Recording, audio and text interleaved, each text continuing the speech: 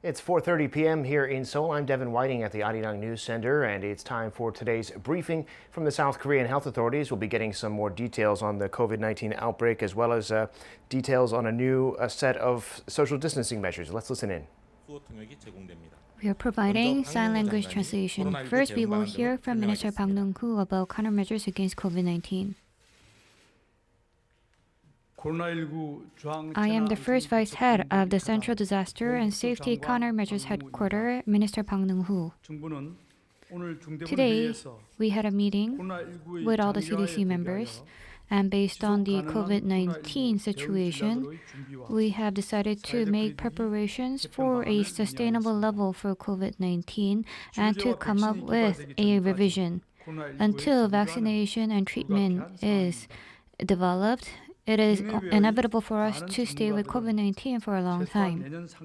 So we believe that this could last until first half or end of next year, and many experts have also agreed on this.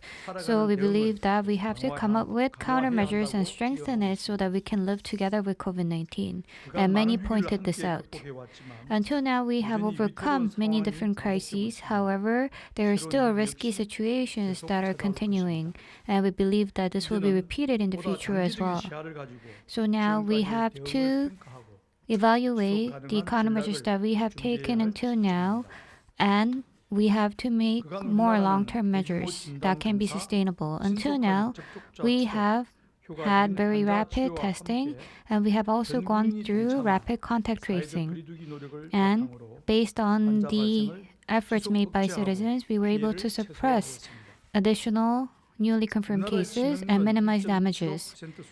So right now, we are at a stable level in terms of our progress, and we minimize the impact on the socio-economic level. So of the OECD levels, our recovery rate is at level 1 in terms of the economy.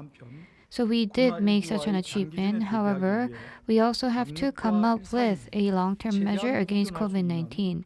And we have to come up with a sustainable countermeasure that can have us control the disease while also carrying out economic activities.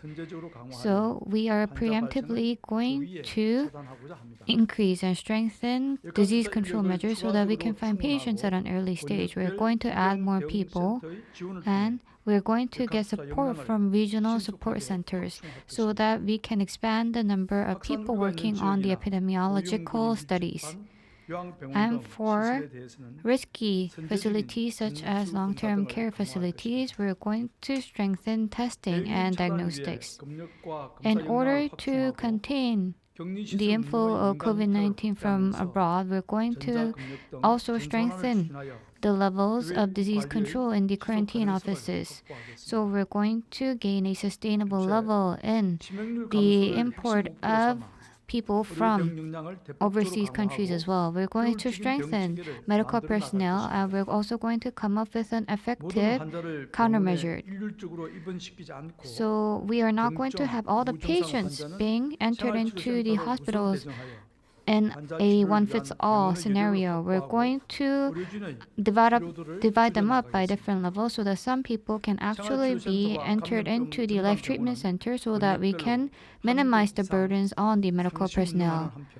And for the disease control against the patients, we're also going to make sure that we are making the necessary preparations. And for hospital beds for the critically ill people, we're going to convert some hospital beds so that it is only used by those who are critically ill. And we're also going to increase the number of hospital beds capacity. And we're also going to foster more experts and more professionals. So we're going to secure more hospital beds by the end of the year. And this means that even if we have patients with newly confirmed cases of 225 per day, we are still able to manage it. And we're also going to have some cooperative hospitals. And if people need any dialysis or if there are any other special care needs, we're also going to strengthen the measures. And lastly, In order to make sure that disease control and daily levels coexist, we're going to strengthen the measures and the social economic measures as well. We're going to have counseling, and for the high-risk facilities, we're going to consign these to professional institutions. And for those vulnerable, such as children, seniors, and for those that are disabled, we're going to come up with customized countermeasures. And we are trying to diversify the measures even more. And we're also going to revise the social distancing measures as well. So for the items that I have explained until now, we're going to monitor them on a periodic manner, and we're going to make sure that these are carried out on a very detailed way. Now I will talk to you about the revision on social distancing. So with the long-term extension of COVID-19, there were some concerns about social distancing as well. And many experts have said that in a situation where we have to live together with COVID-19 for a longer period of time, it may be better for us to target minimizing the risk, however, making sure that we're not locking it all down. So until now, we have taken some measures, and I believe it is necessary, and it is even a bigger sense for us to gain opinions from the medical personnel as well. So we want to make sure that it is strengthened but also sustainable at the same time. First, so the level used to be divided into 3 levels. However, we're going to make it more granular, and we're going to strengthen the regional disease control measures as well.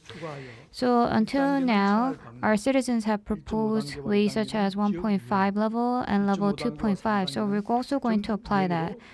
And so for 2.5 and 3, these would be countrywide spread. So this showed that there was a gap when we only had 3 different levels. So the differences between the levels were too large. That is why we decided to elaborate it so that it could be divided into 5 levels instead of 3.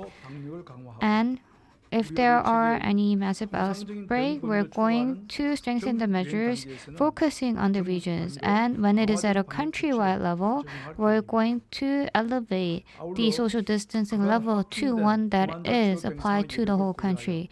And considering the amount of hospital beds that we needed, we also made some adjustments.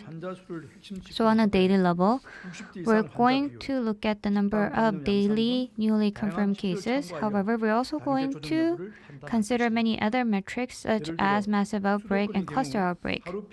So for the metropolitan area, if we have a daily average of more than 100 cases occurring for a week long, then we're going to elevate the level to level 1.5. And we're also going to make more detailed disease control measures. So for the multi-use facilities, so it was at 3 layers at low, mid, and high. However, we have decided to simplify it so that it is one that is general and one that is central focus. So central focus is the one that is more of a higher risk. And for the general facilities, these are related to, say, PC cafes, study institutes, and etc. So depending on the characteristic of the facility, we're going to have different layers of disease controls applied. So this could act as an active measure that can actually minimize any level of crowdedness. So we're trying to limit the crowding of people, and we have designed this so that we can have multiple layers being applied. So in level 1, we will have the general disease control measures being applied. However, for 1.5, people have to have 1 seat apart in between. And for 2 and 2.5, they'll have to be 2 empty seats in between other seated people, and etc. Also, for facilities and gatherings, we're going to strengthen the measures depending on the elevation of the level of social distancing.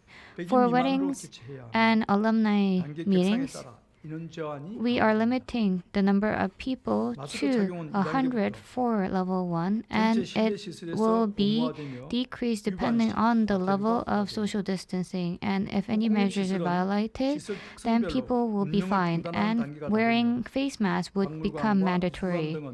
And for museums and art galleries and etc., until level 2.5, we are allowing it to be operated. And also for social welfare facilities, we are allowing its operation until level 2.5. And even at level 3, we are providing necessary services such as urgent cares. And also to ensure effectiveness, we're also going to strengthen the measures for level 1. So the best measure and the optimal way is to contain COVID-19 at level 1. However, right now, it is not strong enough because there are cases when the measures are only recommendations. That is why we're going to apply some mandatory measures from now on. So for multi-use facilities, in 23 types of facilities, it will be mandatory for all facilities to have the online visiting records, and there will be other mandatory measures being applied. So while revising the existing measures, we have also added other activities such as risk in smoking rooms and etc. And we are also going to strengthen advertising and training for the personal measures on hygiene, such as washing of hands. So we hope that all citizens will participate, and we will also help out to do so. And lastly, we will also strengthen governance on the predictive power. So we are going to make sure that these are presented in advance so that our citizens become familiar with it. And we're going to apply these in a stepwise manner. So for level 1, we are targeting 100 or less in terms of newly confirmed cases in a daily level across the country. So we're going to also have life treatment and life disease control committees operating. And we're also going to get more opinions from the social communities. So when we make such an adjustment in the central government and regional governments, we're going to make sure that we have clear communications in between. So for these measures on social distancing, it will go into effect on Saturday of November 7th. So please refer to the press release documents for any more details. So we are making such sustainable measures because we are trying to prepare against the long-term extension of COVID-19 while also ensuring safety and vitality of our citizens. This is not an easy path, this is a path that we are also going for the first time. And even across the world, there is not a country that we can take after. However, if medical personnel, citizens, and the government were to come together and to cooperate together as we have done until now, we believe that we will be able to come up with a solution where we can live with COVID-19 while also carrying out economic activities. And in doing so, everyday life distancing is more important than ever. So right now, we are seeing many cluster outbreaks. And when we think about that, we can see how everyday life distancing is more important. So when we look at the past week, on a daily level, we have seen 82.9 newly confirmed cases per day, and this was higher than 75 from the previous week. And in the metropolitan area, we are seeing quite a high number, and in other areas, we're seeing scattered cluster outbreaks. So until now, we did not have any trouble in terms of our medical measures, so we are able to control it. And we still have enough hospital beds for critically ill. However, Right now, reproduction level of infection is being maintained at 1.1. So right now it seems that spread of the infection is faster than our treatment. So when we see such a situation, this means that massive outbreak could happen at any time, and that means that we would have to come up with more stricter measures and we'll have to make some more determinate decisions. So I ask everyone to take a bit more caution and be careful. So if we are a little more careful and if we can slow down the spread of the infection by even just a little more, we believe that we will be able to stabilize. Thank you. 예, 지금부터 질의응답 시간을 가지겠습니다. And that'll conclude our coverage of this briefing. Thank you for watching. We'll have more on all of that when Arirang News comes back at 6 p.m. Korea time.